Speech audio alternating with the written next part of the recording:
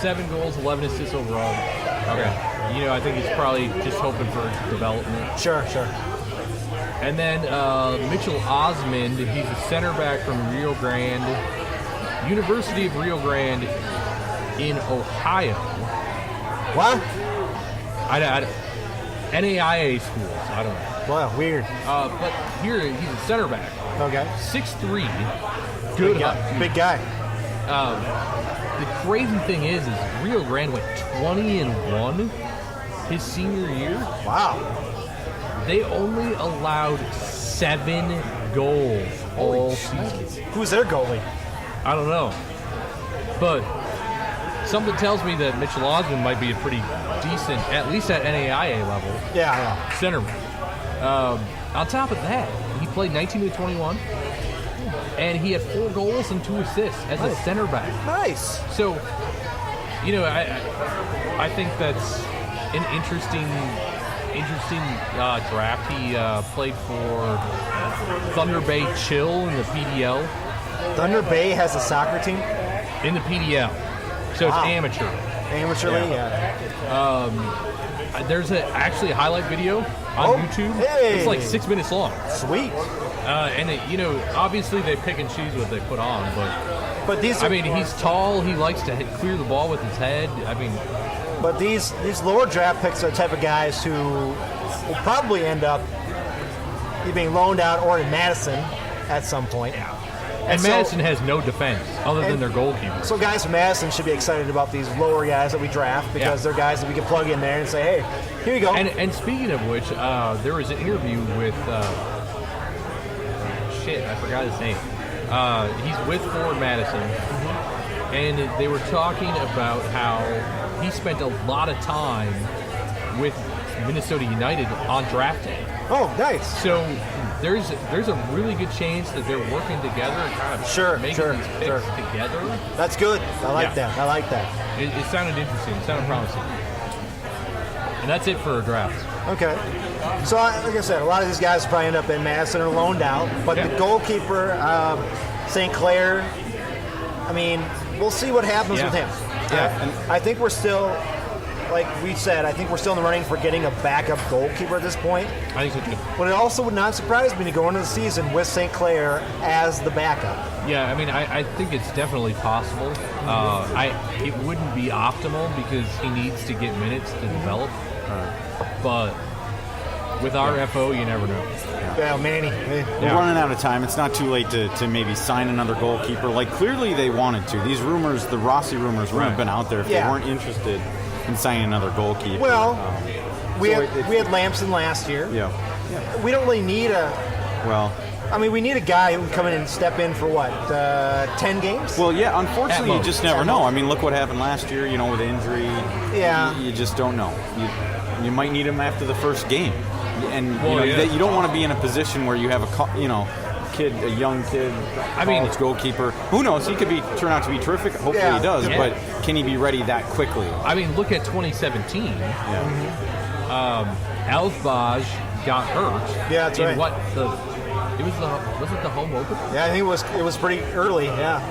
And then Bobby came in, and that was it. Yeah. And just to kind of circle back a little bit, so our Twitter feed doesn't blow up, I have to make a quick correction. Where David, you were excited about Chase Gasper. He was actually selected with the 15th overall pick. And we acquired that pick from Chicago for $50,000 general allocation monies. So we actually ended up, United, I should say, ended up with 3 first-round picks. Right. Wow. They did pick, who was the third? Dotson. At 31st overall. Yeah. All right. So, the funny thing is, and before we go to our break here, I look at the Super Draft and I go, okay, we had 3 first-round picks. And any other, except for baseball, NBA, NHL, or NFL draft, I'd be very excited about having 3 first-round that could be picks. NFL. That could be a championship team right there. Yeah. Right. I go to the Super Draft and I'm like, we had 3 first-round picks. The Oakland Raiders. The Oakland Raiders of the MLS. Yeah. It's like, and like I said, it's about because it's college players. Yeah. Now, if we were selecting juniors from Europe, well, yeah, I'd be very excited about 3 first-round picks. But that's never going to happen. Right. So that's about it for all the stuff that's been going. I mean, we had a lot from our time at Uda Pills to now. A lot of things happened. Yeah. We went to Uda Pills going. Nothing's happening. Yeah, we had no idea what the topics were going to be. Actually, I was thinking about exactly that on the way over here, and just this is a quick one, unless we want to kind of segue and treat this, maybe in the second half of the podcast. Let's segue into this guy here. Okay, but I want to, so I'll tease it a little bit. I just want to say, we've been talking about it for what seems like months now. It actually is at least maybe a couple months about the 3-year plan and just basically the overall confidence level that we as fans have in Minnesota United, and I think I want to hope that's changed. It's changed for me in the last couple of weeks. I feel, as someone who was kind of skeptical of the success that they might be able to have going into year number 3. Sure. I think these moves that we've talked about here have the potential to make a difference, and I'm definitely a lot more excited than I was just a couple of weeks ago, and it surprises me a little bit. I didn't see this coming. It's amazing in the offseason. It's like in every sport. It's amazing you go into the offseason and you go, we're not doing shit, and all of a sudden in a 2-week span, everything just explodes and you go, wow, now there's some things that have been happening that make me excited for this upcoming year. Yeah. And we'll have more to talk about after the break. Yeah, and in our next segment here, we're going to talk about the schedule a little bit. The first 5 games before the opener. Talk about one potential transfer, which would be good. Yeah. But I really want to get into the first 5 games of the next year because we don't come home until the 6th game of the year. So we have 5 away games, and we'll play some bets on what we're going to come home with, how many points we're going to come home with. So, well, if we were using last year as an indicator, it's not going to be good. Okay, all right. But this is not last year. This is 2019.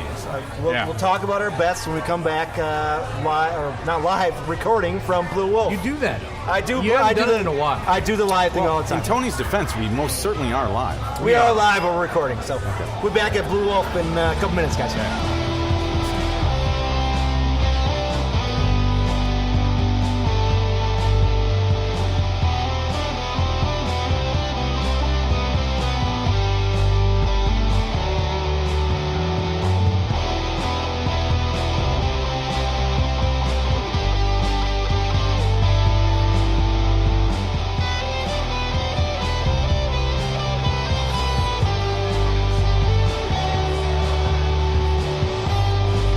Welcome back, everybody, to the Lunacy Podcast. We are still at Blue Wolf Brewing, of course. We had an extended break because we talked to the owner's wife about Blue Wolf and what they're doing here, and it sounds like they're doing good.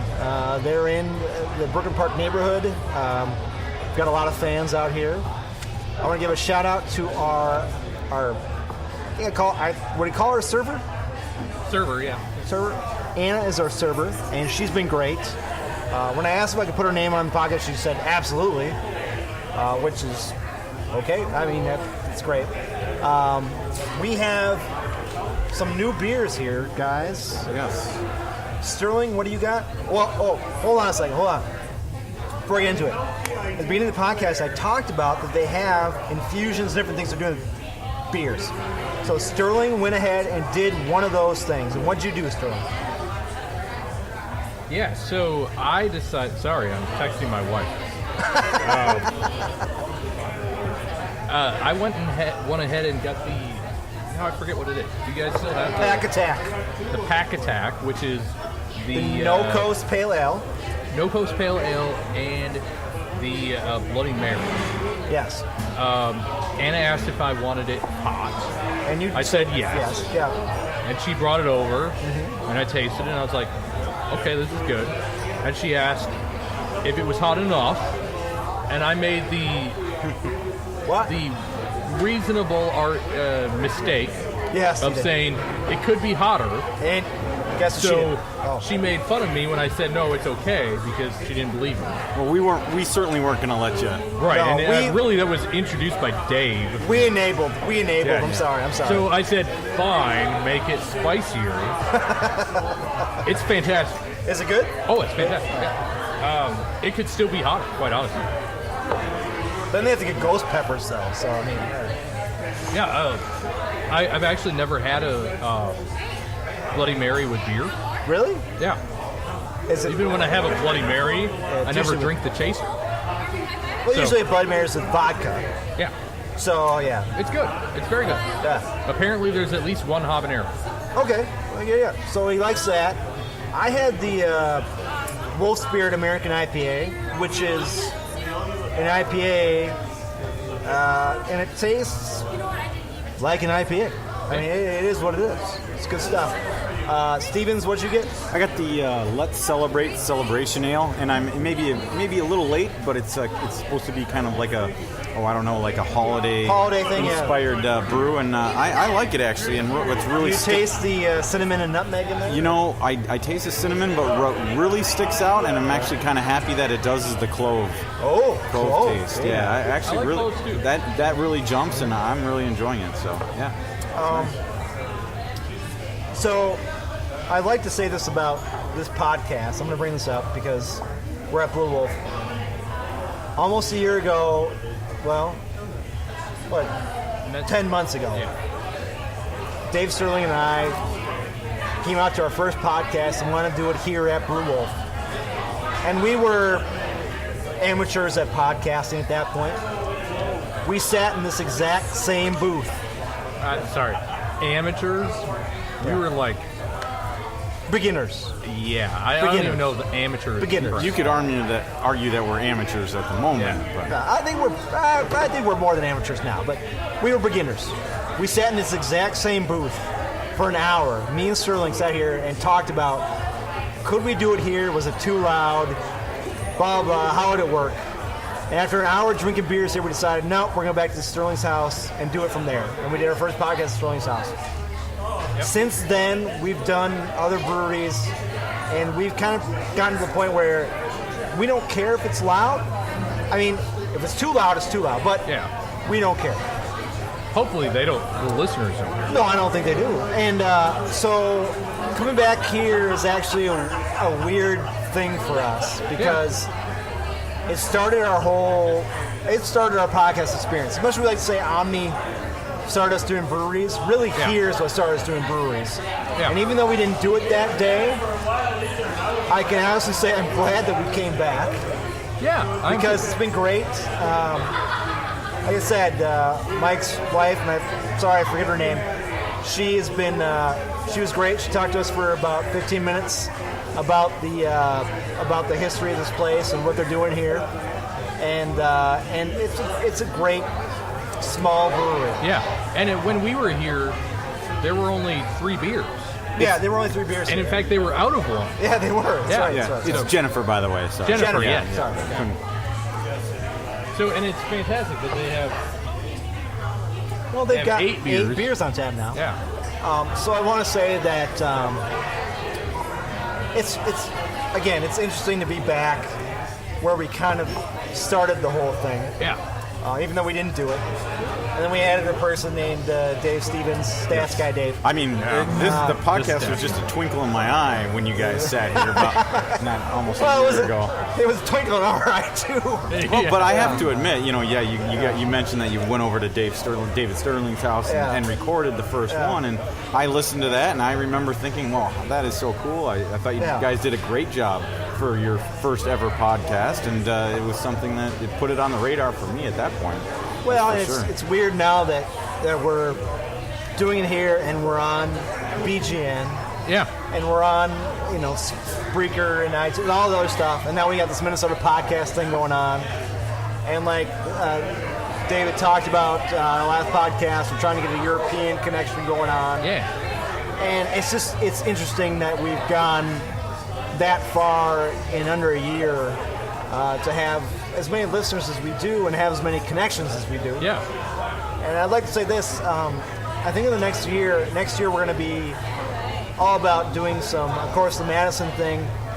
We want to connect with other podcasts in this area. I think there's some podcasts we could have. I think so too. Come be guests on our podcast, talk about their podcasts, your cross podcastination, maybe is what they call it. So I think this is it's been a great almost a year for us. That said, let's